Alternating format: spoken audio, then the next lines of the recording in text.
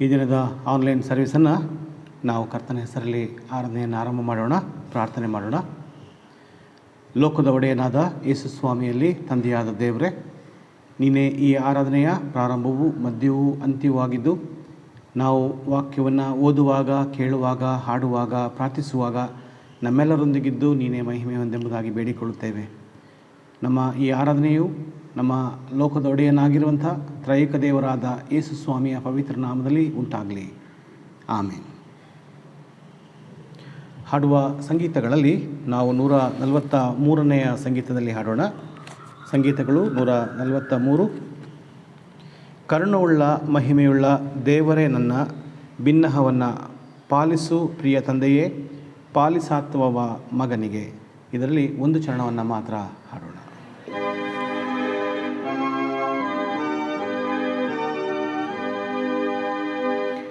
ಕರುಣವುಳ್ಳ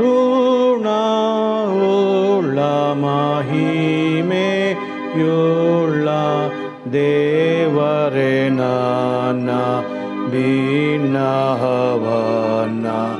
ಪಾಲಿಸು, ಪ್ರಿಯ ತಂದೆ ಪಾಲಿಸಾತ್ಮವ ಮಗನಿಗೆ.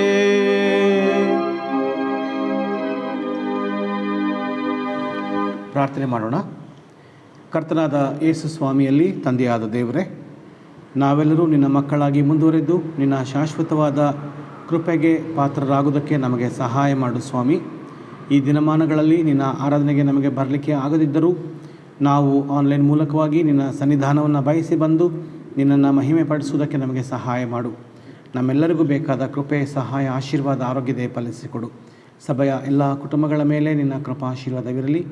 ನಾವೆಲ್ಲರೂ ಕರ್ತನೆ ಏಕ ರೀತಿಯಿಂದ ನಿನ್ನ ಸನ್ನಿಧಾನಕ್ಕೆ ಬರುವುದಕ್ಕೆ ನಿನ್ನ ಸಹಾಯ ಕೃಪೆಯನ್ನು ಒದಗಿಸಬಹುದಾಗಿ ಬೇಡಿಕೊಳ್ಳುತ್ತೇವೆ. ಆದಷ್ಟು ಬೇಗ ದೇವಾಲಯಗಳು ತೆರೆಯಲ್ಪಟ್ಟು ನಿನ್ನ ಆರಾಧನೆಗೆ ಬರುವುದಕ್ಕೆ ನಮಗೆ ಸಹಾಯ ಮಾಡು. ಈ ಆರಾಧನೆಯಲ್ಲಿ ಕೂಡ ನಮ್ಮೊಂದಿಗಿದ್ದು ಪ್ರಾರಂಭವೂ ಮಧ್ಯವೂ ಅಂತ್ಯವೂ ನಿನ್ನ ಮಹಿಮೆಯನ್ನು ತೊಡಗಿಸು, ಆಶೀರ್ವದಿಸು, ಬಲಪಡಿಸು ಎಂಬುದಾಗಿ ಯೇಸು ಸ್ವಾಮಿಯ ಪವಿತ್ರ ನಾಮದಲ್ಲಿ ನಂಬಿಕೆ ಇಟ್ಟು ಈ ಪ್ರಾರ್ಥನೆಯನ್ನು ಬೇಡಿದ ದೇವರೇ, ಆಮೇನ್.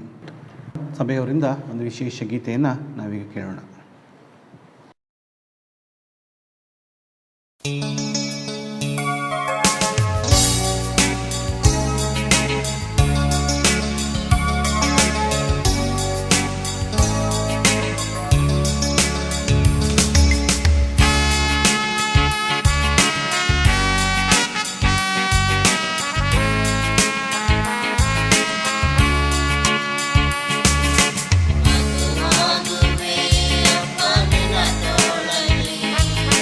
Nali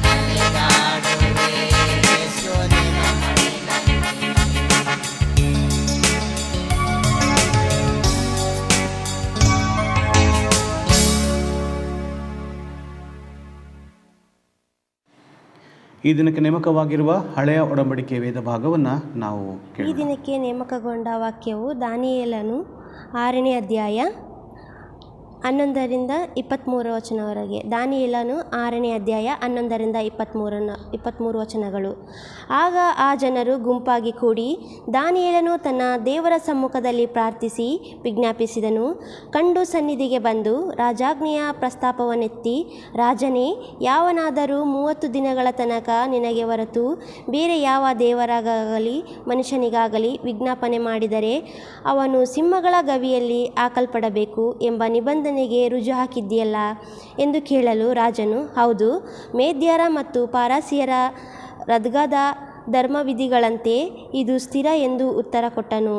ಇದಕ್ಕವರು, ಸನ್ನಿಧಿಯಲ್ಲಿ ರಾಜನೇ, ಯೆಹೂದದಿಂದ ಸೆರೆಯಾಗಿ ತಂದವರಲ್ಲಿ ಒಬ್ಬನಾದ ಆ ದಾನಿಯೇಲನು ನಿನಗಾಗಲಿ ನಿನ್ನ ಹಸ್ತಾಕ್ಷರದ ನಿಬಂಧನೆಗಾಗಲಿ ಲಕ್ಷ್ಯಕ್ಕೆ ತಾರದೆ ದಿನಕ್ಕೆ 3 ಆವರ್ತಿ ಪ್ರಾರ್ಥಿಸಿಕೊಳ್ಳಲು ತಾನೆ ಎಂದು ಅರಕೆ ಮಾಡಿದರು. ರಾಜನು ಈ ಮಾತುಗಳನ್ನು ಕೇಳಿ ಬಹಳ ವ್ಯಸನಗೊಂಡು ದಾನಿಯೇಲನನ್ನು ತಪ್ಪಿಸಬೇಕೆಂದು ಮನಸ್ಸು ಮಾಡಿ ಇವನನ್ನು ಹೇಗೆ ರಕ್ಷಿಸಲಿ ಎಂದು ಸೂರ್ಯಾಸ್ತಮಾನದ ತನಕ ಪ್ರಯಾಸಪಟ್ಟನು. ಇದನ್ನು ತಿಳಿದು ಆ ಜನರು ಸನ್ನಿಧಿಗೆ ಕೂಡಿ ಬಂದು, ಪ್ರಭುವೇ, ರಾಜನು ವಿಧಿಸಿದ ಯಾವ ನಿಬಂಧನೆಯಾಗಲಿ ನಿಯಮವಾಗಲಿ ರದ್ದಾಗಬಾರದು ಎಂಬ ಧರ್ಮಸೂತ್ರದ ಮೇದ್ಯರಲ್ಲಿಯೂ ಪಾರಸಿಯರಲ್ಲಿಯೂ ಉಂಟೆಂಬುದು ನಿಮಗೆ ಗೊತ್ತಿರಲಿ ಎಂದು ಹೇಳಲು ರಾಜನ ಅಪ್ಪಣೆ ಆಯಿತು. ದಾನಿಯೇಲನನ್ನು ತಂದು ಸಿಂಹಗಳ ಗವಿಯಲ್ಲಿ ಹಾಕಿಬಿಟ್ಟರು. ಆಗ ರಾಜನು ದಾನಿಯೇಲನಿಗೆ, ನೀನು ನಿತ್ಯವೂ ಭಜಿಸುವ ದೇವರು ನಿನ್ನನ್ನೆದುರಿಸಲಿ ಎಂದು ಅರಸಿದನು. ಕೂಡಲೇ ಬಂಡೆಯನ್ನು ತಂದು ಗವಿಯ ಬಾಯನ್ನು ಮುಚ್ಚಿದರು.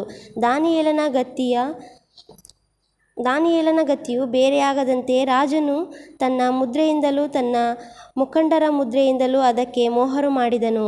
ಆ ನಂತರ ರಾಜನು ಅರಮನೆಗೆ ಹೋಗಿ ವಿನೋದವಾದ್ಯಗಳನ್ನು ತನ್ನ ಮುಂದೆ ತರಿಸದೆ ಉಪವಾಸವಾಗಿ ರಾತ್ರಿಯನ್ನು ಕಳೆದನು. ಅವನಿಗೆ ನಿದ್ರೆ ತಪ್ಪಿತು. ಮಾರನೆಯ ಬೆಳಗ್ಗೆ ರಾಜನು ಉದಯದಲ್ಲೇ ಎದ್ದು ಸಿಂಹಗಳ ಗವಿಯ ಬಳಿಗೆ ತ್ವರೆಯಾಗಿ ಹೋದನು. ದಾನಿಯೇಲನಿದ್ದ ಗವಿಯ ಸಮೀಪಕ್ಕೆ ಬಂದು ಅವನ ದುಃಖ ಧ್ವನಿಯಿಂದ ದಾನಿಯೇಲನನ್ನು ಕೂಗಿ, ದಾನಿಯೇಲನೇ, ಜೀವಸ್ವರೂಪನಾದ ದೇವರ ಸೇವಕನೇ, ನೀನು ನಿತ್ಯವೂ ಭಜಿಸುವ ನಿನ್ನ ದೇವರು ನಿನ್ನನ್ನು ಸಿಂಹಗಳಿಂದ ಉದ್ಧರಿಸ ಶಕ್ತನಾದನು ಎಂದು ಕೇಳಲು ದಾನಿಯೇಲನು ರಾಜನಿಗೆ, ಅರಸೇ, ಚಿರಂಜೀವಿಯಾಗಿರು. ನನ್ನ ದೇವರು ತನ್ನ ದೂತನನ್ನು ಕಳುಹಿಸಿ ಸಿಂಹಗಳ ಬಾಯಿಗಳನ್ನು ಬಂಧಿಸಿದನು. ಅವುಗಳಿಂದ ನನಗೆ ಯಾವ ಹಾನಿಯೂ ಆಗಲಿಲ್ಲ, ಏಕೆಂದರೆ ಆತನ ದೃಷ್ಟಿಗೆ ನಾನು ನಿರ್ಮಲನಾಗಿ ಕಂಡುಬಂದೆನು. ರಾಜನಾದ ನಿನಗೂ ಯಾವ ದ್ರೋಹವನ್ನು ಮಾಡಲಿಲ್ಲ ಎಂದು ಹೇಳಿದನು. ಅದನ್ನು ಕೇಳಿ ರಾಜನು ಬಹು ಸಂತೋಷಪಟ್ಟು ದಾನಿಯೇಲನನ್ನು ಗವಿಯೊಳಗಿಂದ ಮೇಲಕ್ಕೆತ್ತಬೇಕೆಂದು ಅಪ್ಪಣೆ ಮಾಡಲು ಅವನನ್ನು ಅಲ್ಲಿಂದ ಮೇಲಕ್ಕೆತ್ತಿದರು. ಅವನು ತನ್ನ ದೇವರಲ್ಲಿ ಭರವಸೆವಿಟ್ಟ ಕಾರಣ ಅವನಿಗೆ ಯಾವ ಹಾನಿಯೂ ಆಗಿರಲಿಲ್ಲ ಎಂಬುವಂಥದ್ದೇ. ಈ ದಿನಕ್ಕೆ ನೇಮಕವಾಗಿರುವಂಥ 2ನೇ ವೇದ ಭಾಗ, ಪತ್ರಿಕಾ ವೇದ ಭಾಗವನ್ನು ನಾವು ಕೇಳೋಣ.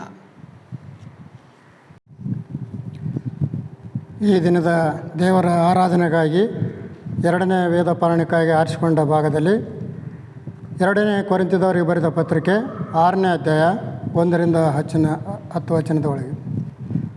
ಶ್ರೀ ಪೌಲನು 2ನೇ ಕೊರಿಂಥದವರಿಗೆ ಬರೆದ ಪತ್ರಿಕೆ 6ನೇ ಅಧ್ಯಾಯ 1ರಿಂದ 10 ವಚನದವರೆಗೆ. ನಾವು ಆತನೊಂದಿಗೆ ಕೆಲಸ ನಡೆಸುವವರಾಗಿದ್ದು ನೀವು ಹೊಂದಿದ ದೇವರ ಕೃಪೆಯನ್ನು ವ್ಯರ್ಥ ಮಾಡಿಕೊಳ್ಳಬೇಡಿರೆಂದು ಎಚ್ಚರಿಸುತ್ತೇವೆ. ಪ್ರಸನ್ನತೆಯ ಕಾಲದಲ್ಲಿ ನಿನ್ನ ಮನವಿಯನ್ನು ಕೇಳಿದನು, ರಕ್ಷಣೆಯ ದಿನದಲ್ಲಿ ನಿನಗೆ ಸಹಾಯ ಮಾಡಿದನು ಎಂದು ದೇವರು ಹೇಳುತ್ತಾನಲ್ಲ. ಈಗಲೇ ಆ ಸುಪ್ರಸನ್ನತೆಯ ಕಾಲ, ಇದೇ ಆ ರಕ್ಷಣೆಯ ದಿನ. ನಿಂದೆಗೆ ಅವಕಾಶ ಕೊಡದೆ ಎಲ್ಲ ಸಂಗತಿಗಳಲ್ಲಿ ದೇವರ ಸೇವಕರೆಂದು ನಮ್ಮನ್ನು ಸಮ್ಮತರಾಗ ಮಾಡಿಕೊಳ್ಳುತ್ತೇವೆ. ನಾವು ಸಂಕಟಗಳಲ್ಲಿಯೂ ಕೊರೆತಗಳಲ್ಲಿಯೂ ಇಕ್ಕಟ್ಟುಗಳಲ್ಲಿಯೂ ಪೆಟ್ಟುಗಳಲ್ಲಿಯೂ ಸೆರೆಮನೆಗಳಲ್ಲಿಯೂ ಕಲಹಗಳಲ್ಲಿಯೂ ಕಷ್ಟವಾದ ಕೆಲಸಗಳಲ್ಲಿ ನಿದ್ದೆಗೆಡುವುಗಳಲ್ಲಿಯೂ ಉಪವಾಸಗಳಲ್ಲಿಯೂ ಬಹು ತಾಳ್ಮೆಯನ್ನು ತೋರಿಸುತ್ತೇವೆ. ಶುದ್ಧ ಮನಸ್ಸು, ಜ್ಞಾನ, ದೀರ್ಘಶಾಂತಿ, ದಯೆ, ಪವಿತ್ರಾತ್ಮ, ಕಪಟವಿಲ್ಲದ ಪ್ರೀತಿ, ಸತ್ಯ, ವಾಕ್ಯ, ದೇವರ ಮಹತ್ವ ಇವುಗಳಿಂದ ಕೂಡಿದವರಾಗಿದ್ದೇವೆ. ಎಡಬಲಗೈಗಳಲ್ಲಿ ನೀತಿ ಎಂಬ ಆಯುಧಗಳನ್ನು ಧರಿಸಿಕೊಂಡವರು ಮಾನ ಅವಮಾನ ಕೀರ್ತಿ ಅಪಕೀರ್ತಿಗಳನ್ನು ಹೊಂದಿದವರು ಆಗಿದ್ದೇವೆ. ಮೋಸಗಾರರೆನಿಸಿಕೊಂಡರೂ ಸತ್ಯವಂತರು, ಅಜ್ಞಾತರೆನಿಸಿಕೊಂಡರೂ ವಿಜ್ಞಾತರು, ಸಾಯುವವರಾಗಿ ತೋರಿದರೂ ಬದುಕುವವರೂ ಆಗಿದ್ದೇವೆ. ಶಿಕ್ಷೆ ಹೊಂದುವವರಾಗಿದ್ದರೂ ಕೊಲ್ಲಲ್ಪಡದವರು, ದುಃಖ ಪಡುವವರಾಗಿದ್ದರೂ ಯಾವಾಗಲೂ ಸಂತೋಷ ಪಡುವವರು, ಬಡವರಾಗಿದ್ದರೂ ಅನೇಕರಿಗೆ ಐಶ್ವರ್ಯವನ್ನುಂಟು ಮಾಡುವವರು, ಏನೂ ಇಲ್ಲದವರಾಗಿದ್ದರೂ ಎಲ್ಲ ಇದ್ದವರು ಆಗಿದ್ದೇವೆ ಎಂಬುವಂಥದ್ದು. ಸಭೆಯಿಂದ ಮತ್ತೊಂದು ವಿಶೇಷ ಗೀತೆಯನ್ನು ನಾವೀಗ ಕೇಳೋಣ.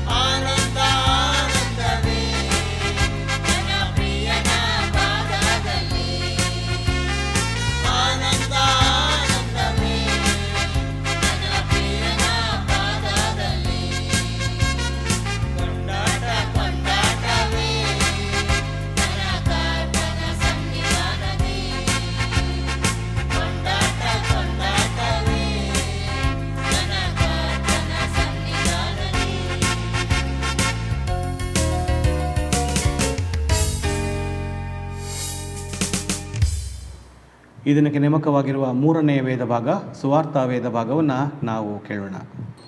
ನಮ್ಮ ಈ ದಿನದ 3ನೇ ವೇದ ಪಾರಾಯಣಕ್ಕಾಗಿ ಆರಿಸಿಕೊಂಡಂತಹ ವೇದವಾಕ್ಯ ಹೊಸ ಒಡಂಬಡಿಕೆಯಲ್ಲಿ ಶ್ರೀ ಮಾರ್ಕನು ಬರೆದ ಸುವಾರ್ತೆ 10ನೇ ಅಧ್ಯಾಯ 35ರಿಂದ 45 ವಚನಗಳು. ಶ್ರೀ ಮಾರ್ಕನು ಬರೆದ ಸುವಾರ್ತೆ 10ನೇ ಅಧ್ಯಾಯ 35ರಿಂದ 45 ವಚನಗಳು. ಆಗ ಜೆಬೆದಾಯನ ಮಕ್ಕಳಾದ ಯಾಕೋಬ ಯೋಹಾನರು ಆತನ ಬಳಿಗೆ ಬಂದು ಆತನಿಗೆ, ಗುರುವೇ, ನಾವು ಒಂದನ್ನು ಕೇಳಿಕೊಳ್ಳುತ್ತೇವೆ, ಅದನ್ನು ನಮಗೋಸ್ಕರ ನಡೆಸಿಕೊಡಬೇಕೆಂದು ಹೇಳಿದರು. ಆತನು ಅವರನ್ನು, ನಿಮಗೇನು ನಡೆಸಿಕೊಡಬೇಕು ಎಂದು ಕೇಳಲು ಅವರು, ನಿನಗೆ ಮಹಾಪದವಿ ಬಂದಾಗ ನಮ್ಮಲ್ಲಿ ಒಬ್ಬನು ನಿನ್ನ ಬಲಗಡೆಯಲ್ಲೂ ಮತ್ತೊಬ್ಬನು ಎಡಗಡೆಯಲ್ಲೂ ಕೂತುಕೊಳ್ಳುವಂತೆ ನಮಗೆ ಅನುಗ್ರಹ ಮಾಡಬೇಕು ಅಂದರು. ಆದರೆ ಯೇಸು ಅವರನ್ನು, ನೀವು ಬೇಡಿಕೊಂಡದ್ದು ಏನೆಂದು ನಿಮಗೆ ತಿಳಿಯದು. ನಾನು ಕುಡಿಯುವ ಪಾತ್ರೆಯಲ್ಲಿ ಕುಡಿಯುವುದು ನಿಮ್ಮಿಂದಾದೀತೆ, ನನಗಾಗುವ ದೀಕ್ಷಾಸ್ನಾನವನ್ನು ಹೊಂದುವುದು ನಿಮ್ಮಿಂದಾದೀತೆ ಎಂದು ಕೇಳಲು ಅವರು, ಆಗುವುದು ಅಂದರು. ಆಗ ಯೇಸು ಅವರಿಗೆ, ನಾನು ಕುಡಿಯುವ ಪಾತ್ರೆಯಲ್ಲಿ ಕುಡಿಯುವಿರಿ, ನನಗಾಗುವ ಸ್ನಾನವು ನಿಮಗಾಗುವುದು. ಆದರೆ ನನ್ನ ಬಲಗಡೆಯಲ್ಲಾದರೂ ಎಡಗಡೆಯಲ್ಲಾದರೂ ಕೂತುಕೊಳ್ಳುವಂತೆ ಅನುಗ್ರಹ ಮಾಡುವುದು ನನ್ನದಲ್ಲ, ಅದು ಯಾರಿಗೆಂದು ಸಿದ್ಧಪಡಿಸಿದೆಯೋ ಅವರಿಗೆ ಸಿಕ್ಕುವುದು ಎಂದು ಹೇಳಿದನು. ಉಳಿದ 10 ಮಂದಿ ಶಿಷ್ಯರು ಇದನ್ನು ಕೇಳಿ ಯಾಕೋಬ ಯೋಹಾನರ ಮೇಲೆ ಸಿಟ್ಟಿಗೆದ್ದರು. ಯೇಸು ಅವರನ್ನು ಹತ್ತಿರಕ್ಕೆ ಕರೆದು ಅವರಿಗೆ, ಜನಗಳನ್ನು ಆಳುವವರೆನಿಸಿಕೊಳ್ಳುವವರು ಅವರ ಮೇಲೆ ಅಹಂಕಾರದಿಂದ ದೊರೆತನ ಮಾಡುತ್ತಾರೆ ಮತ್ತು ಅವರಲ್ಲಿ ದೊಡ್ಡವರು ಬಲಾತ್ಕಾರದಿಂದ ಅಧಿಕಾರ ನಡೆಸುತ್ತಾರೆ ಎಂದು ನೀವು ಬಲ್ಲಿರಷ್ಟೇ. ಆದರೆ ನಿಮ್ಮಲ್ಲಿ ಹಾಗಿರಬಾರದು. ನಿಮ್ಮಲ್ಲಿ ದೊಡ್ಡವನಾಗಬೇಕೆಂದಿರುವವನು ನಿಮ್ಮ ಸೇವಕನಾಗಿರಬೇಕು, ನಿಮ್ಮಲ್ಲಿ ಮೊದಲನೆಯವನು ಆಗಿರಬೇಕೆಂಬುವನು ಎಲ್ಲರ ಆಳಾಗಿರಬೇಕು. ಮನುಷ್ಯಕುಮಾರನು ಸಹ ಸೇವೆ ಮಾಡಿಸಿಕೊಳ್ಳುವುದಕ್ಕೆ ಬರಲಿಲ್ಲ, ಸೇವೆ ಮಾಡುವುದಕ್ಕೂ ಅನೇಕರನ್ನು ಬಿಡಿಸಿಕೊಳ್ಳುವುದಕ್ಕಾಗಿ ತನ್ನ ಪ್ರಾಣವನ್ನು ಈಡುಕೊಡುವುದಕ್ಕೂ ಬಂದನು ಎಂದು ಹೇಳಿದನು ಎಂಬುವಂಥದ್ದೇ. ದೇವರ ವಾಕ್ಯವನ್ನು ಕೇಳುವಂತೆ ಕ್ಷಣಕಾಲ ಮೌನವಾಗಿದ್ದು ಪ್ರಾರ್ಥನೆ ಮಾಡೋಣ. ಕರ್ತನೇ, ನನ್ನ ಶರಣನೇ, ನನ್ನ ವಿಮೋಚಕನೇ, ನನ್ನ ಬಾಯ ಮಾತುಗಳು, ನಮ್ಮೆಲ್ಲರ ಹೃದಯದ ಧ್ಯಾನವು ನಿನಗೆ ಮಾತ್ರ ಸಮರ್ಪಕವಾಗಿರಲಿ. ಆಮೇನ್. ಈ ದಿನದ ವಾಕ್ಯ ಸಂದೇಶಕ್ಕೆ ಹೋಗುವಂತೆ ನಮಗೆ ಧ್ಯಾನಕ್ಕಾಗಿ ನೇಮಕವಾಗಿರುವ ವೇದ ಭಾಗಗಳು ಓದಲ್ಪಟ್ಟಿವೆ. ಮೊದಲನೇದಾಗಿ ದಾನಿಯೇಲನ ಪ್ರವಾದನೆ ಗ್ರಂಥ 6ನೇ ಅಧ್ಯಾಯ ವಚನ 11ರಿಂದ 23ರವರೆಗೆ ಓದಿದ್ದೇವೆ. ಮತ್ತು ನೇಮಕವಾಗಿದ್ದು ಕೀರ್ತನ ಸಂಗ್ರಹ 34ರಲ್ಲಿ. ಮತ್ತು ಎರಡನೇ ವೇದ ಭಾಗ 2ನೇ ಕೊರಿಂಥದವರಿಗೆ ಬರೆದ 2ನೇ ಪತ್ರಿಕೆ 6ನೇ ಅಧ್ಯಾಯ 1ರಿಂದ 11 ವಚನ. ಮತ್ತು ಮಾರ್ಕನ ಸುವಾರ್ತೆ 10ನೇ ಅಧ್ಯಾಯ 35-45 ಅಥವಾ ಮಾರ್ಕ 20-20-28 ಈ ವೇದ ಭಾಗಗಳು ಓದಲ್ಪಟ್ಟಿವೆ. ಈ ವೇದ ಭಾಗಗಳ ತಾತ್ಪರ್ಯ ಕಾಸ್ಟ್ ಆಫ್ ಡಿಸೈಪಲ್ಶಿಪ್, ಶಿಷ್ಯತ್ವದ ಬೆಲೆ ಎಂಬುದಾಗಿದೆ. ಈ ವೇದ ಭಾಗಗಳು ಎಲ್ಲ ಒಂದೇ ವಿಧವಾದಂಥ ಅರ್ಥ ಕೊಡುವಂತೆ, ಸನ್ನಿವೇಶಗಳನ್ನು ಕೊಡುವಂತೆ ನಮಗೆ ತೋರಿಸಲ್ಪಟ್ಟರೂ ಇಲ್ಲಿ ವಿಶೇಷವಾದ ಕೆಲವು ಮಾತುಗಳು ಅಥವಾ ಘಟನೆಗಳು ನಮಗೆ ದೇವರ ಸೇವಕರಿಗೆ ಅಥವಾ ದೇವರು ನೇಮಿಸಿದಂಥ ಕೆಲಸ ಮಾಡುವಂಥವರಿಗೆ ದೇವರು ಒಂದು ಒಳ್ಳೆಯ ಬೆಲೆಯನ್ನು ಕಟ್ಟುತ್ತಾ ಇದ್ದಾನೆ ಎನ್ನುವಂಥದ್ದನ್ನು ನಾವು ಖಂಡಿತವಾಗಿ ಕಂಡುಕೊಳ್ಳಬಹುದು. ಪ್ರಾರಂಭದಲ್ಲಿ ಹಳೆ ಒಡಂಬಡಿಕೆಯ ವೇದ ಭಾಗದಲ್ಲಿ ನೋಡುವುದಾದರೆ ದಾನಿಯೇಲನ ಒಂದು ಚರಿತ್ರೆ ಬರೆಯಲ್ಪಟ್ಟಿದೆ. ಇದು ಅರಸನಾದ ದಾರ್ಯಾವೇಶನ ಕಾಲದಲ್ಲಿ ನಡೆದಂತಹ ಘಟನೆಯಾಗಿದೆ. ಈ ಸಮಯದಲ್ಲಿ ದಾನಿಯೇಲನು ವಿಶೇಷವಾದಂಥ ರೀತಿಯಲ್ಲಿ ದೇವರ ಸೇವಕನಾಗಿದ್ದು, ಆತನಿಗೆ ವಿಧೇಯನಾಗಿದ್ದು, ಆತನ ಆಜ್ಞೆಗಳಿಗೆ ನಡೆಯುವಂಥವನಾಗಿದ್ದು, ಪ್ರೀತಿಸುವಂಥವನಾಗಿದ್ದು, ದೇವರ ಸಂಪರ್ಕದಲ್ಲಿ ಯಾವಾಗಲೂ ಇರುವಂಥವನು ಆಗಿರುವಂಥ ಸನ್ನಿವೇಶವನ್ನು ನಾವು ನೋಡ್ತೇವೆ. ಈ ದಾನಿಯೇಲ ದಿನಕ್ಕೆ 3 ಆವರ್ತಿ ಕದವಿಲ್ಲದ ಕಿಟಕಿಗಳ ಕಡೆಗೆ ಯೆರೂಸಲೇಮ್ ದೇವಾಲಯದ ಕಡೆಗೆ ಮುಖ ಮಾಡಿ ಆತನು ಪ್ರಾರ್ಥಿಸುತ್ತಾ ಇದ್ದ ಎಂಬುದಾಗಿ ನೋಡ್ತೇವೆ. ಈ ಸಮಯದಲ್ಲಿ ಅರಸನಾದ ದಾರ್ಯಾವೇಶನು ತನ್ನನ್ನು ಆರಾಧನೆ ಮಾಡಬೇಕು, ತನ್ನನ್ನು ಧ್ಯಾನಿಸಬೇಕು, ತನ್ನನ್ನು ವಿನಂತಿ ಮಾಡಿಕೊಳ್ಳಬೇಕು ಎನ್ನುವಂಥ ಆಜ್ಞೆಯನ್ನು ಆ ಕಾಲದಲ್ಲಿ ಎಲ್ಲರಿಗೆ ಆಜ್ಞೆಯನ್ನು ಹೊರಡಿಸಿರುತ್ತಾನೆ. ಆ ಸಮಯದಲ್ಲಿರುವಂಥ ಆಸ್ಥಾನದಲ್ಲಿ ಮತ್ತು ಆ ರಾಜನ ಅಧೀನಗೊಳಪಡುವಂಥ ಎಲ್ಲರೂ ಈ ಆಜ್ಞೆಯನ್ನು ಪಾಲಿಸಿರ್ತಾರೆ. 30 ದಿನಗಳ ಸತತವಾಗಿ ದಾರ್ಯಾವೇಶನನ್ನೇ ಆರಾಧನೆ ಮಾಡಬೇಕೆನ್ನುವಂಥ ಒಂದು ಕಠೋರವಾಗಿರುವ ಒಂದು ಆಜ್ಞೆಯನ್ನು ಹೊರಡಿಸುತ್ತಾನೆ. ಒಂದು ವೇಳೆ ಯಾರಾದರೂ ಅದನ್ನು ತಪ್ಪಿರುವುದಾದರೆ ಸಿಂಹಗಳ ಗವಿಗೆ ಅವರನ್ನು ಹಾಕುತ್ತೇವೆ ಎಂಬುದಾಗಿ ಕೂಡ ಪ್ರಕಟಣೆ ಮಾಡಿರುತ್ತಾನೆ.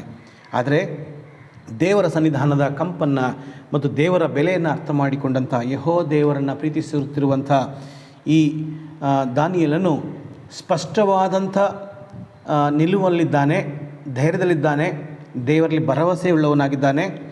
ತನ್ನ ಶಿಷ್ಯತ್ವ, ದೇವರೊಂದಿಗಿರುವಂಥ ಸಂಬಂಧ, ಅದಕ್ಕೆ ಉತ್ತಮವಾದ ಪ್ರಾಧಾನ್ಯತೆಯನ್ನು ಕೊಟ್ಟಿದ್ದಾನೆ, ಪ್ರಥಮ ಸ್ಥಾನವನ್ನು ಕೊಟ್ಟಿದ್ದಾನೆ, ಅದಕ್ಕೆ ಶ್ರೇಷ್ಠವಾದ ಬೆಲೆಯನ್ನು ಕೊಟ್ಟಿದ್ದಾನೆ. ಯೆಹೋವ ದೇವರಿಗೆ ಪ್ರಥಮ ಸ್ಥಾನವನ್ನು ಕೊಟ್ಟಿದ್ದಾನೆ. ಇಂತಹ ದಾನಿಯೇಲನು ಆ ಆಸ್ಥಾನ ಅಂದರೆ ದಾರ್ಯಾವೇಶನ ಕಾಲದಲ್ಲಿ ಇಂಥ ಆಜ್ಞೆ ಹೊರಟಾಗಲೂ ಕೂಡ ಆತನು ತನ್ನ ಪ್ರಾರ್ಥನೆಯನ್ನು ಮಾಡುವುದನ್ನು ಬಿಡುವುದಿಲ್ಲ. ಈ ಒಂದು ಸಂಗತಿಯನ್ನು ತಿಳಿದಂಥ ಅಲ್ಲಿನ ಸುತ್ತಮುತ್ತಲಿನ ಆಸ್ಥಾನದ ಜನರು ಅರಸನ ಬಳಿಗೆ ಹೋಗಿ ಹೇಳ್ತಾರೆ, ಅರಸನೇ, ನಿನ್ನ ಸಾನ್ನಿಧ್ಯದಲ್ಲಿರುವಂಥ ಒಬ್ಬ ವ್ಯಕ್ತಿ, ಅಂದರೆ ಅಲ್ಲಿ ಯಹೂದ್ಯರಿಂದ ಸೆರೆಯಾಗಿ ತಂದಿರುವಂಥ ಒಬ್ಬ ವ್ಯಕ್ತಿ ದಾನಿಯೇಲ, ಈತನು ನಿನ್ನ ಆಜ್ಞೆಗಳನ್ನು ಮೀರ್ತಾ ಇದ್ದಾನೆ. ನೀನೇ ನಮಗೆ ಅರಸನು, ನಿನ್ನನ್ನೇ ಧ್ಯಾನ ಮಾಡಬೇಕು, ನಿನ್ನಲ್ಲಿಯೇ ನಾವು ವಿಜ್ಞಾಪನೆ ಮಾಡಿಕೊಳ್ಳಬೇಕು, ನಿನ್ನನ್ನೇ ನಾವು ಆರಾಧನೆ ಮಾಡಬೇಕೆಂಬುದಾಗಿ ನಿನ್ನ ಆಜ್ಞೆಯನ್ನು ಮೀರುತ್ತಾ ಇದ್ದಾನೆ. 30 ದಿನಗಳ ಕಾಲ ನೀನು ಹೊರಡಿಸಿರುವ ಆಜ್ಞೆಯಲ್ಲಿ ಅವನು ಮೀರುತ್ತಾ ಇದ್ದಾನೆ ಅಂತ ಅವನನ್ನು ತಿಳಿಸ್ತಾರೆ. ಮತ್ತು ಅವ್ರು ಹೇಳ್ತಾರೆ, ಇಂಥವನನ್ನು ನೀವು ಸಿಂಹದ ಗವಿಗೆ ಹಾಕಬೇಕು, ಯಾಕಂದರೆ ನಿನ್ನ ಆಜ್ಞೆಯನ್ನು ಮೀರಿದ್ದಾನೆ ಪ್ರಭುವೇ ಅಂತ ಹೇಳ್ತಾರೆ. ನೋಡಿ, ನಾನು ಎನಿಸ್ತೇನೆ ಅರಸನು ದಾರ್ಯಾವೇಶನು ಈ ದಾನಿಯೇಲನನ್ನು ಕಾಪಾಡುವುದಕ್ಕೆ ಮನಸ್ಸುಳ್ಳವನಾಗ್ತಾನೆ. ಅವನ್ನ ಸಿಂಹದ ಗವಿಗೆ ಹಾಕದೇ ಇರುವುದಕ್ಕೆ ಆತನು ಪ್ರಯತ್ನ ಪಡ್ತಾನೆ. ಆದರೆ ಅಲ್ಲಿರುವಂಥ ಜನರು ಈತನನ್ನು ಮತ್ತೆ ಕೇಳ್ತಾರೆ, ನಿನ್ನ ಆಜ್ಞೆ ಎಂದಿಗೂ ಮೀರಬಾರದು, ಅಲ್ಲಿರುವಂಥ ಯಾರೂ ಕೂಡ ಇಂಥ ಆಜ್ಞೆಯನ್ನು ತೆಗೆಯಬಾರದು, ಇದು ನಿನಗೆ ಅವಮಾನ ಎನ್ನುವಂತೆ ತಿಳಿಸಿ ಅರಸನನ್ನು ಪ್ರಚೋದನೆ ಮಾಡಿ ಅವನನ್ನು ಸಿಂಹದ ಗವಿಗೆ ಹಾಕುವುದಕ್ಕೆ ರಾಜನಿಗೆ ಮನಸ್ಸನ್ನು ಒಲಿಸ್ತಾರೆ. ಈ ಸಮಯದಲ್ಲಿ ರಾಜನು ಏನು ಮಾಡಲಿಕ್ಕೆ ಸಾಧ್ಯ ಇಲ್ಲದ ಸ್ಥಿತಿಯಲ್ಲಿ ದಾನಿಯೇಲನನ್ನು ಸಿಂಹದ ಗವಿಗೆ ಹಾಕುವುದಕ್ಕೆ ಹೊರಡ್ತಾನೆ. ವಚನ ಭಾಗ 10ರಲ್ಲಿ ನಾವು ನೋಡ್ತೇವೆ, ರಾಜ ಹೇಳುತ್ತಿರುವಂಥದ್ದು, ನೀನು ನಿತ್ಯವೂ ಭಜಿಸುವ ದೇವರು ನಿನ್ನನ್ನು ಉದ್ಧರಿಸಲಿ.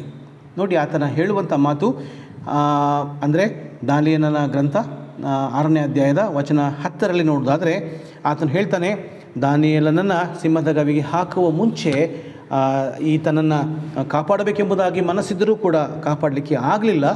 ಆದರೂ ಸಿಂಹದ ಗವಿಗೆ ಹಾಕಬೇಕಾಗಿರೋ ಸನ್ನಿವೇಶ ಬರುವಾಗ ಆತನಿಗೆ ದಾನಿಯೇಲನಿಗೆ ಹೇಳುವಂಥ ಮಾತು, ಅರಸನು ಹೇಳುವ ಮಾತು, ನೀನು ನಿತ್ಯವೂ ಪೂಜಿಸುವ ದೇವರು ನಿನ್ನನ್ನು ಉದ್ಧರಿಸಲಿ ಅಂತ ಹೇಳ್ತಾನೆ. ಒಳ್ಳೆಯ ಮಾತನ್ನು ಹೇಳ್ತಾನೆ. ನೋಡಿ, ಇವೆಲ್ಲವೂ ಒಂದರ ಹಿಂದೆ ಇರುವಂಥ ಒಂದು ಬಲವಾಗಿರುವಂಥ ಸನ್ನಿವೇಶಗಳು.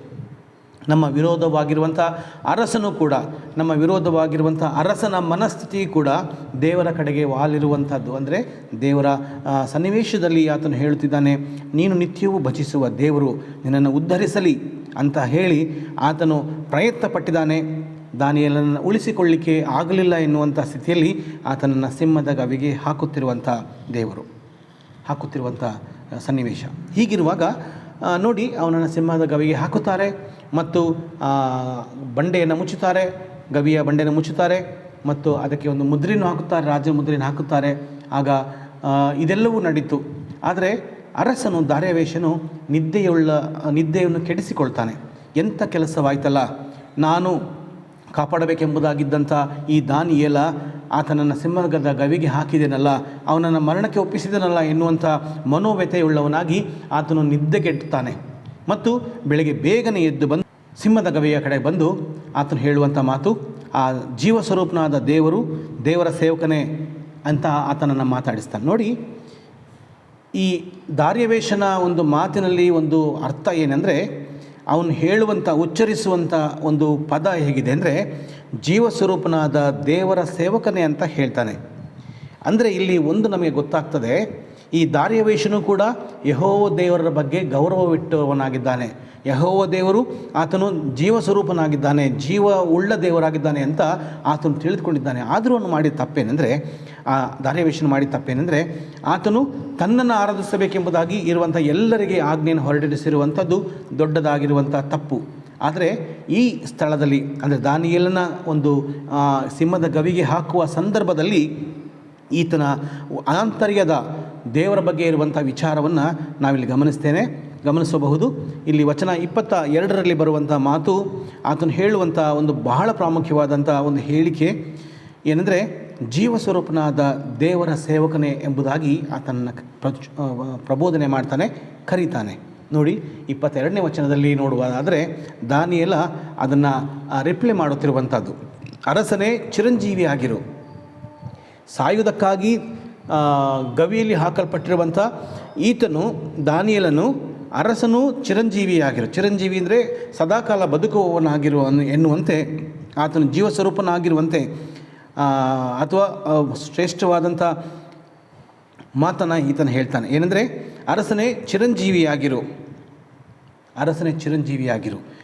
ತನ್ನನ್ನು ಸಾವು ಬಯಸಿರುವಂಥ, ತನ್ನನ್ನು ಸಾವಿಗೆ ಒಪ್ಪಿಸಿರುವಂಥ ಆಜ್ಞೆ ಕೊಟ್ಟಂಥ ಅರಸನಿಗೆ ಈ ದಾನಿಯೇಲ ಚಿರಂಜೀವಿಯಾಗಿರುವುದಾಗಿ ಅರಸನಿಗೆ ಹೇಳುತ್ತಾನೆ. ಅಷ್ಟೇ ಅಲ್ಲ, ಆತನು ಹೇಳುವಂಥ ಒಂದು ಮಾತೇನೆಂದರೆ, ನನ್ನನ್ನು ಕಾಪಾಡುವುದಕ್ಕೆ ದೇವರು ನನ್ನನ್ನು ಕಾಪಾಡಿದ್ದಾನೆ, ನನ್ನ ದೇವರು ನನ್ನನ್ನು ಕಾಪಾಡಿದ್ದಾನೆ, ನಾನು ಭರವಸೆ ಬಿಟ್ಟಿರುವಂಥ ನನ್ನ ದೇವರು ನನ್ನನ್ನು ಕಾಪಾಡಿದ್ದಾನೆ ಅಂತ ದೇವರ ಸೇವೆ ಮಾಡುತ್ತಿರುವಂಥ, ದೇವರನ್ನು ನಂಬಿರುವಂಥ, ಯೆಹೋವ ದೇವರ ಸಾನ್ನಿಧ್ಯದಲ್ಲಿ ಆತನು ತನ್ನನ್ನು ಒಪ್ಪಿಸಿಕೊಟ್ಟಿರುವಂಥ, ಯೆಹೋವ ದೇವರು ತಾನೊಬ್ಬನೇ ಆತನು ದೇವರೆಂಬುದಾಗಿ ನಂಬಿರುವಂಥ ದಾನಿಯೇಲನ ಒಂದು ಮರಣಕ್ಕೆ ತಪ್ಪಿಸುವಂತೆ ದೇವರು ಸಿಂಹದ ಬಾಯಿಯನ್ನು ಕಟ್ಟಿರುವಂಥದ್ದನ್ನು ಗಮನಿಸ್ತೇವೆ. ಆತನು ಹೇಳುವಂಥ ಮಾತೇನೆಂದರೆ, ದೇವರು ತನ್ನ ದೂತರನ್ನು ಕಳಿಸಿ ಸಿಂಹದ ಬಾಯಿಗಳನ್ನು ಬಂಧಿಸಿದ್ದಾನೆ ಅಂತ ಹೇಳ್ತಾನೆ. ಎಂಥ ಚಂದವಾಗಿರುವಂಥ ಭರವಸೆಯ ಮಾತುಗಳು ನೋಡಿ. ಅಲ್ಲಿ ಮುಂದಿರುವಂಥ ಗವಿಯೊಳಗಿರುವಂಥ ಸಿಂಹಗಳು, ಅವುಗಳು ಹಸಿದಿರುವಂಥದ್ದು. ಅಲ್ಲಿ ಅರಸನ ದಾರ್ಯಾವೇಶನ ಕಾಲದಲ್ಲಿ ಈ ಒಂದು ದೊಡ್ಡ ಭಯಾನಕರವಾಗಿರುವಂಥ ಶಿಕ್ಷೆ. ಇಂಥ ಶಿಕ್ಷೆಯಲ್ಲಿ ತನಗೆ ದೊರಕುತ್ತದೆ ಎಂಬುದಾಗಿ ಗೊತ್ತಾದರೂ ಕೂಡ ಯೆಹೋವ ದೇವರನ್ನು ಆತನು ಧ್ಯಾನಿಸುವುದನ್ನು ಬಿಡದೆ ತನ್ನ ದೇವರ ಒಂದು ಸಂಬಂಧವನ್ನು ಬಲಪಡಿಸಿಕೊಂಡು ಆತನು ಸ್ಥಿರವಾಗಿ ನಿಲ್ತಾನೆ. ಈ ಮೂಲಕವಾಗಿ ಆತನಿಗೆ ಸಿಕ್ಕಿದ್ದು ಮರಣದ ಸಿಂಹದ ಗವಿಯ ಪ್ರವೇಶ, ಆದರೆ ದೇವರು ಆತನೊಂದಿಗೆ ಕಾಪಾಡುತ್ತಾನೆ ಎನ್ನುವಂಥ ಒಂದು ಬಹಳ ಪ್ರಾಮುಖ್ಯವಾದ ಸಂಗತಿಯನ್ನು ನಾವು ತಿಳಿದುಕೊಳ್ತೇವೆ. ಇಲ್ಲಿ ಹಾಗಾದರೆ ಗೊತ್ತಾಗುವುದೇನೆಂದರೆ, ದೇವದೂತರನ್ನು ಕಳಿಸಿ ಸಿಂಹದ ಬಾಯಿಯನ್ನು ಬಂಧಿಸಿದ್ದಾನೆ ಅಂತ ತನ್ನ ನಿಖರವಾಗಿರುವಂಥ ದೃಢವಾದಂಥ ಘಟನೆಯನ್ನು ಅರಸನಿಗೆ ತಿಳಿಸ್ತಾನೆ. ಏನೆಂದರೆ, ಆತನು ಈ ದಾನಿಯೇಲ ಬದುಕಿದ್ದಾನೋ ಇಲ್ಲ ಎನ್ನುವಂತೆ ನೋಡುತ್ತಾ ಆತನು ಬಂದು ದಾನಿಯೇಲನೇ, ನೀನು ನಿನ್ನ ದೇವರು ನನ್ನನ್ನು ಕಾಪಾಡಿದ್ದಾನೋ ಅಂತ ಕೇಳುವುದಕ್ಕೆ ಬರುವಾಗ ಈತನು ಚಿರಂಜೀವಿಯಾಗಿರು, ನನ್ನ ದೇವರನ್ನು ಕಾಪಾಡಿದ್ದಾನೆ ಅಂತ ಹೇಳ್ತಾನೆ. ಇಂಥ ಒಂದು ಭಯಾನಕ ಸ್ಥಿತಿಯಿಂದ ದೇವರನ್ನು ನಂಬಿರುವಂಥ, ಯೆಹೋವ ದೇವರನ್ನು ನಂಬಿರುವಂಥ ದಾನಿಯೇಲನನ್ನು ದೇವರು ಕಾಪಾಡಿರುವಂಥ ಸನ್ನಿವೇಶ ಇಲ್ಲಿ ಕಂಡುಬರ್ತದೆ ನೋಡಿ. ಅದರ ವಚನದಲ್ಲಿ ಇನ್ನೂ ದಾನಿಯೇಲ ಹೇಳುವಂಥ ಮಾತು, ನನ್ನನ್ನು ಹೇಗೂ ಕಾಪಾಡಿದ್ದಾನೆ, ನಾನು ಯಾವ ತಪ್ಪನ್ನು ಮಾಡದೇ ಇರುವಾಗಲೂ ದೇವರು ನನ್ನನ್ನು ಕಾಪಾಡಿದ್ದಾನೆ, ಮತ್ತು ನೀನು ಕೂಡ ಯಾವ ತಪ್ಪನ್ನು ಮಾಡಲಿಲ್ಲ ಅಂತ ಅರಸನಾದ ದಾರ್ಯಾವೇಶನಿಗೆ ಹೇಳುವಂಥ ಮಾತು, ದಾನಿಯೇಲ ಹೇಳುವಂಥ ಮಾತು. ಅಂದರೆ ದಾನಿಯೇಲನಿಗೂ ಕೂಡ ಅರಸನಾದ ದಾರ್ಯಾವೇಶನ ಬಗ್ಗೆ ಒಳ್ಳೆಯ ಅಭಿಪ್ರಾಯವಿದೆ. ಯಾಕಂದರೆ ಆತನು ಮೊದಲನೇದಾಗಿ ಅರಸನಿಗೆ ಚಿರಂಜೀವಿಯಾಗಿರು ಅಂತ ಹೇಳ್ತಾನೆ, ಮತ್ತು ಇಲ್ಲಿ ನೀನು ಕೂಡ ಯಾವ ತಪ್ಪು ಮಾಡಲಿಲ್ಲ ಅಂತ ಹೇಳಿ ಆತನನ್ನು ಪ್ರಶಂಸಿಸಿರುವಂಥದ್ದನ್ನು ನೋಡ್ತೇವೆ. ಹಾಗಾದರೆ ನನ್ನ ಪ್ರಿಯ ದೇವಜನರೇ, ಇಲ್ಲಿರುವಂಥ ದಾನಿಯೇಲನ ಒಂದು ಕಾರ್ಯದಲ್ಲಿ, ಕಥೆಯಲ್ಲಿ ಅಥವಾ ಕಥನದಲ್ಲಿ ಇರುವಂಥ ಒಂದು ಬಹಳ ಪ್ರಾಮುಖ್ಯವಾದ ವಿಚಾರ, ಶಿಷ್ಯತ್ವದ ಬೆಲೆಯನ್ನು ಆತನು ತಿಳಿದುಕೊಂಡಿದ್ದಾನೆ. ಅಥವಾ ದೇವರ ಶಿಷ್ಯನಾಗಿರುವಂಥ, ಯೆಹೋವ ದೇವರ ಮಗನಾಗಿರುವಂಥ ದಾನಿಯೇಲ ತಾನು ಎಲ್ಲವನ್ನು ಜಯಿಸುತ್ತೇನೆ ಎನ್ನುವ ಭರವಸೆಯಲ್ಲಿ ಆತನು ಜೀವಿಸ್ತಾ ಇದ್ದಾನೆ.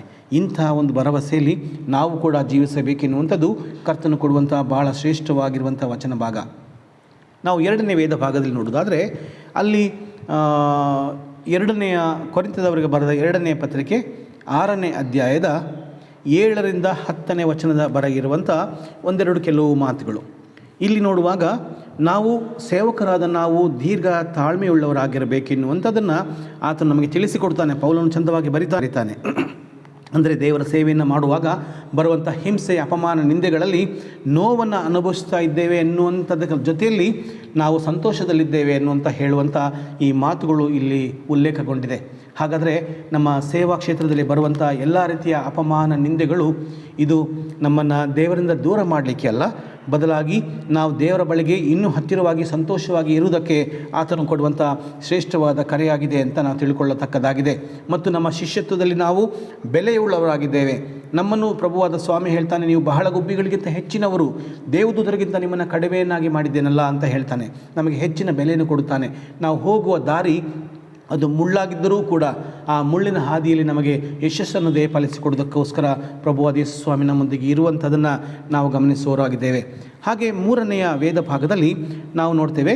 ಅಲ್ಲಿ ಅಂದರೆ 2 ವಚನ ಭಾಗಗಳಲ್ಲಿ ಈಗ ನಾನು ಮತ್ತಾಯನ ಸುವಾರ್ತೆಯನ್ನು ಆಯ್ದುಕೊಂಡಿದ್ದೇನೆ. ಮತ್ತಾಯನ ಸುವಾರ್ತೆಯ 20ನೇ ಅಧ್ಯಾಯದ 20ರಿಂದ 28ನೇ ವಚನ ಭಾಗಗಳಲ್ಲಿ ಬರೆಯಲ್ಪಟ್ಟಿರುವಂತೆ, ಅಲ್ಲಿ ಜೆಬೆದಾಯನ ಮಕ್ಕಳ ತಾಯಿ ಯೇಸುವಿನಿಂದ ಬೇಡಿಕೊಳ್ಳಲಿಕ್ಕೆ ಬರ್ತಾಳೆ.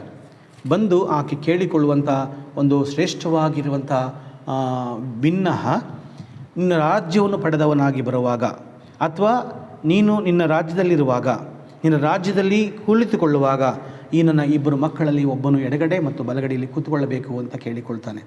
ಇದು ತಾಯಿಯಾಗಿ ಆಕೆ ಮಾಡುತ್ತಿರುವಂಥ ಕರ್ತವ್ಯ ಎಂಬುದಾಗಿ ನಾವು ಅಂದುಕೊಳ್ಳಬಹುದು. ಆದರೆ ಯೇಸು ಸ್ವಾಮಿ ಈ ಒಂದು ವಿಚಾರದಲ್ಲಿ ಹೇಳುವಂಥ ಮಾತೇನೆಂದರೆ, ನೋಡಿ ಅಲ್ಲಿ ಒಂದು ಸ್ವಲ್ಪ ಹಿಂದಿಂದ ನಾನು ಓದ್ತೇನೆ.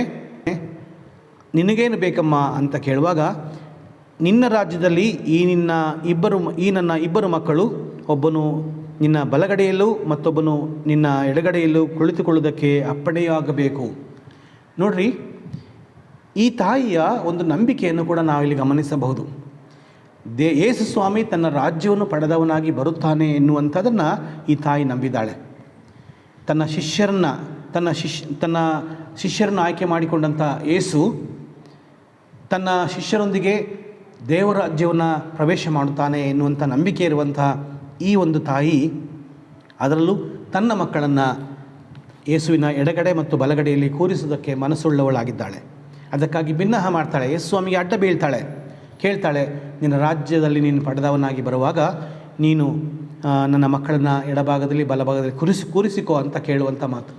ಹಾಗಾದರೆ ಇಲ್ಲಿರುವಂಥ ಆಕೆಯ ಮನೋಭಾವನೆಯಲ್ಲಿ ಒಂದು ನಮಗೆ ಸ್ಪಷ್ಟ ಗೊತ್ತಾಗ್ತದೆ, ದೇವರ ರಾಜ್ಯದ ಪಡೆದವನಾಗಿ ಬರುವಂಥ ಸ್ಥಿತಿ ಯೇಸು ಸ್ವಾಮಿಗೆ ಇದೆ ಎಂಬುದಾಗಿ ಆಕೆ ನಂಬುತ್ತಾ ಇದ್ದಾಳೆ.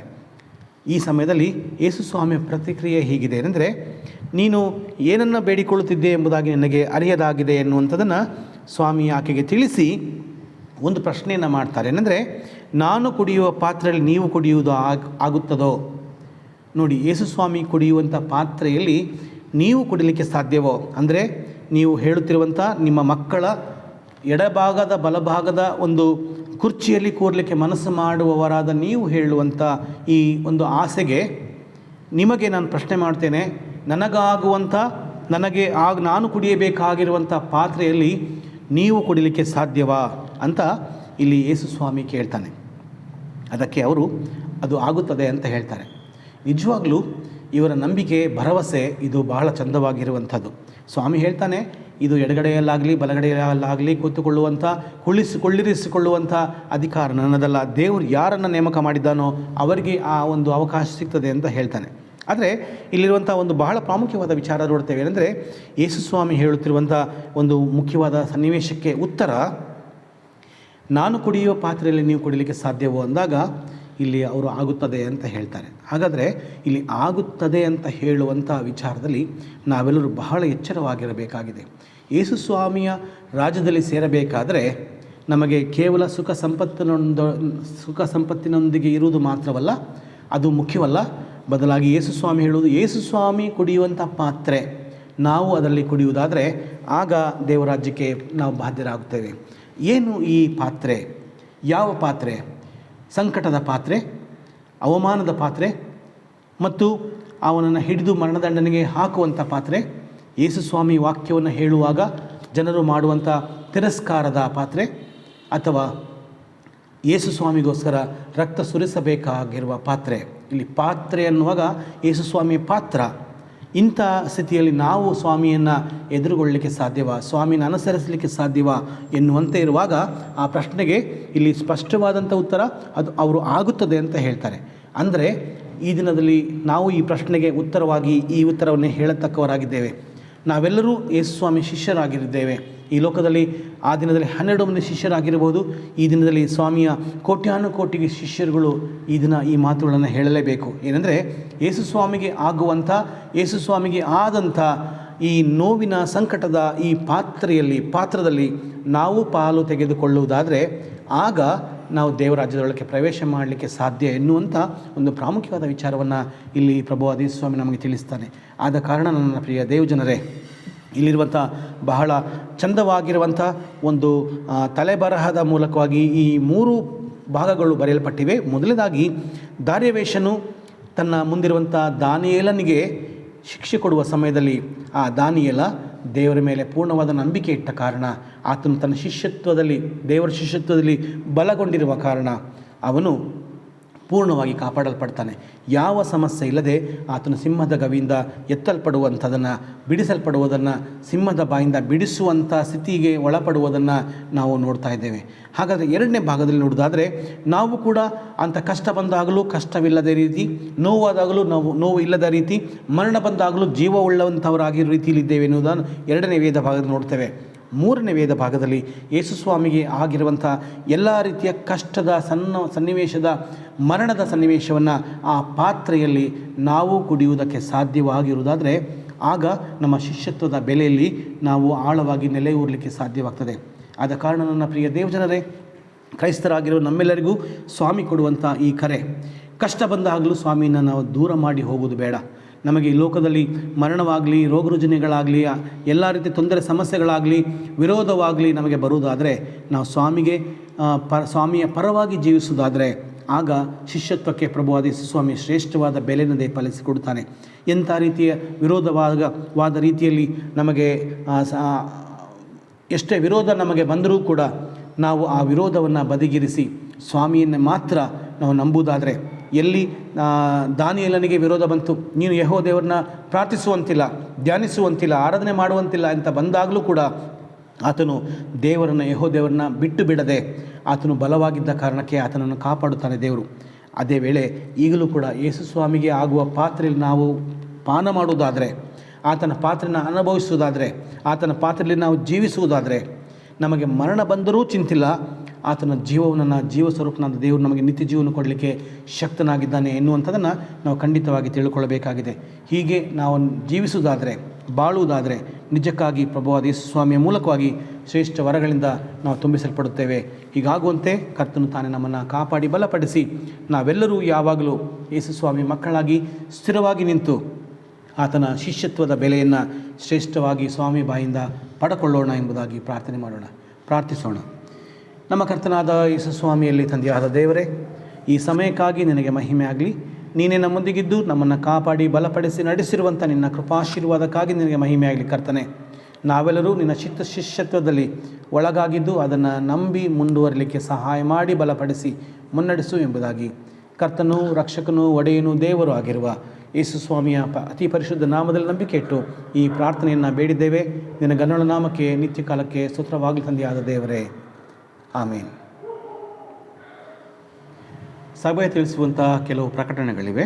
ಮೊದಲನೇದಾಗಿ, ಈ ಕೋವಿಡ್ನ ಸಾಂಕ್ರಾಮಿಕದ ಸಮಸ್ಯೆಗಳಿಗೆ ಒಳಪಡುತ್ತಿರುವಂಥ ದೇಶದ ಎಲ್ಲರಿಗಾಗಿ ನೀವು ಪ್ರಾರ್ಥನೆ ಮಾಡಿರಿ ಅಂತ ನಿಮ್ಮನ್ನು ಕೇಳಿಕೊಳ್ಳುತ್ತೇನೆ.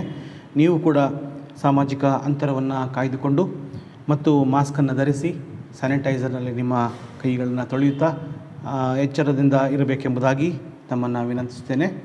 ಮತ್ತು ಈ ಕೋವಿಡ್ನ ಈ ಸಾಂಕ್ರಾಮಿಕ ರೋಗದ ಪರಿಸ್ಥಿತಿ ಬೇಗ ಮುಗಿದು ಆಲಯಗಳು ಬೇಗ ತೆರೆಯಲ್ಪಟ್ಟು ನಾವೆಲ್ಲರೂ ಆಲಯದೊಳಗೆ ಪ್ರವೇಶ ಮಾಡುವುದಕ್ಕೆ ನಮಗೆ ಅವಕಾಶ ಕೊಡುವಂತೆ, ಆರಾಧನೆ ಮಾಡುವಂಥ ಅವಕಾಶ ನಮಗೆ ಸರ್ಕಾರದ ಸಿಕ್ಕುವಂತೆ, ಎಲ್ಲ ರೋಗದ ಲಕ್ಷಣಗಳು ನಿಯಂತ್ರಣಕ್ಕೆ ಬರುವಂತೆ ಕರ್ತನನ್ನು ಬೇಡಿಕೊಳ್ಳ್ರಿ ಎಂಬುದಾಗಿ ನಿಮ್ಮನ್ನು ವಿನಂತಿ ಮಾಡಿಕೊಳ್ಳುತ್ತೇನೆ. ಮತ್ತು ಈಗಾಗಲೇ ಯಾರ್ಯಾರು ಇಂಥ ಆನ್ಲೈನ್ ಸರ್ವಿಸ್ಗಳಲ್ಲಿ ಭಾಗವಹಿಸ್ತಿದ್ದಾರೋ ಅಥವಾ ದೇವಾಲಯಕ್ಕೆ ಬರಲಿಕ್ಕೆ ಆಗದಿದ್ದವರು ಮನೆಯಲ್ಲಿ ಕುಳಿತು ಪ್ರಾರ್ಥಿಸಿ ತಮ್ಮ ಆರಾಧನೆಯನ್ನು ಮಾಡುತ್ತಿದ್ದೀರೋ ಅವರೆಲ್ಲರೂ ತಮ್ಮ ದೇವರಿಗೆ ಸಲ್ಲಿಸತಕ್ಕ ಕಾಣಿಕೆಗಳನ್ನು ಅದನ್ನು ಕೂಡಿರಿಸಿಕೊಂಡು ಅದನ್ನು ಸಭಾಪಾಲನಾ ಸಮಿತಿಯವರ ಕಡೆಗೆ ಒಪ್ಪಿಸಿಕೊಡಬೇಕೆಂಬುದಾಗಿ ತಮ್ಮನ್ನು ವಿನಯಪೂರ್ವಕವಾಗಿ ಕೇಳಿಕೊಳ್ಳುತ್ತೇನೆ. ಕಡೆಯದಾಗಿ ನಾವು ಹಾಡುವಂಥ ಸಂಗೀತಗಳಲ್ಲಿ 255ನೇ ಸಂಗೀತ, ಜಪಕಾಲ ತೀರಿತಿಗ ವಾಕ್ಯ ಕೇಳಿಕೊಂಡೆವು, ಕರ್ತ ನಿನ್ನ ಆಶೀರ್ವಾದ ತುಂಬ ದಯಪಾಲಿಸು, ದೈವಜ್ಞಾನ ವಾಕ್ಯಜ್ಞಾನ ಎಲ್ಲರಲ್ಲಿ ಹುಟ್ಟಿಸು. 255ನೇ ಸಂಗೀತದ ಒಂದು ಚರಣವನ್ನು ಮಾತ್ರ ಹಾಡೋಣ.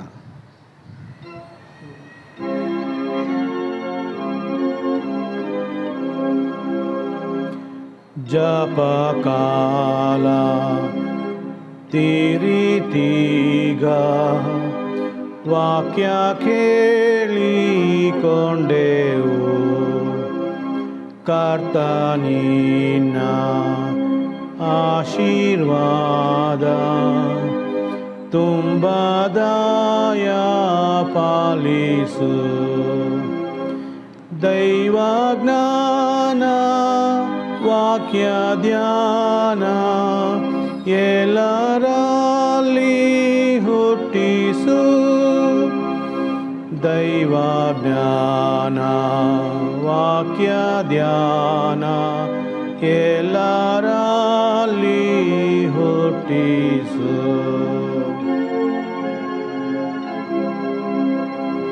ಕಡೆದಾಗಿ ನಾವು ಒಟ್ಟಾಗಿ ಕರ್ತನ ಪ್ರಾರ್ಥನೆಯನ್ನು ಹೇಳೋಣ.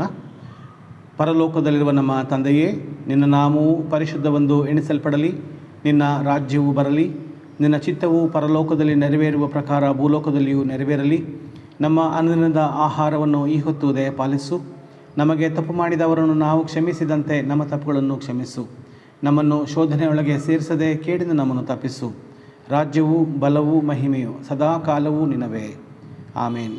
ವಿಶ್ವಾಸದಿಂದ ದೇವಾಶೀರ್ವಾದವನ್ನು ಹೊಂದಿಕೊಳ್ಳೋಣ.